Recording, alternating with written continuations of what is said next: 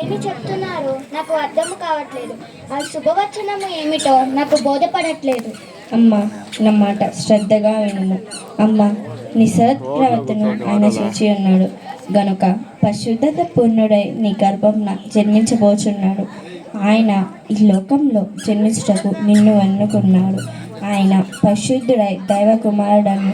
ఆయన రాజులకై రాజు ఈ జగతిని ఏలబోచున్నాడు కనుక ఏ విధమైన అనుమానం లేక అయ్యా, ఇది ఎలా సాధ్యం?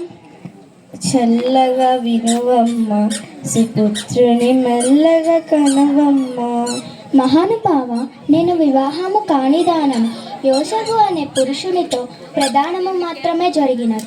ఇలాంటి పరిస్థితులలో నేను శిశువు ప్రదర్శించినచో ఈ లోకము నన్ను దూషించదా స్వామి? అమ్మ, నీవు పరిశుద్ధత వలన గర్భము ధరించితివి. ఆయన మహిమ కొరకు నిన్ను వాడుకొనడమే ఆయన సంకల్పము. ఏ ప్రజలకైతే నీవు భయపడుతున్నావో ఆ ప్రజలే నిన్ను పొగుడుతారు. ఈ లోకం గురించి నీవేమి భయపడకు తల్లి. దేవునికి అసాధ్యాలు లేవు తల్లి. నీ బంధువైన ఎలిజబెత్ అమ్మకు ఇది 6వ మాసం.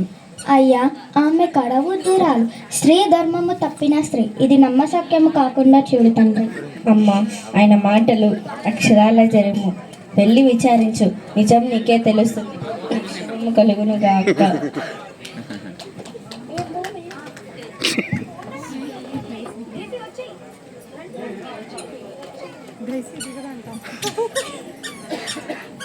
దేవాది దేవ, నేను మీ దాసురాలను. నా మీద మీ చిత్తము నెరవేర్చుటలో మీరు ఎన్ని బాధలు పడినా ఎన్ని నిందలు భరించినా సంతోషమే.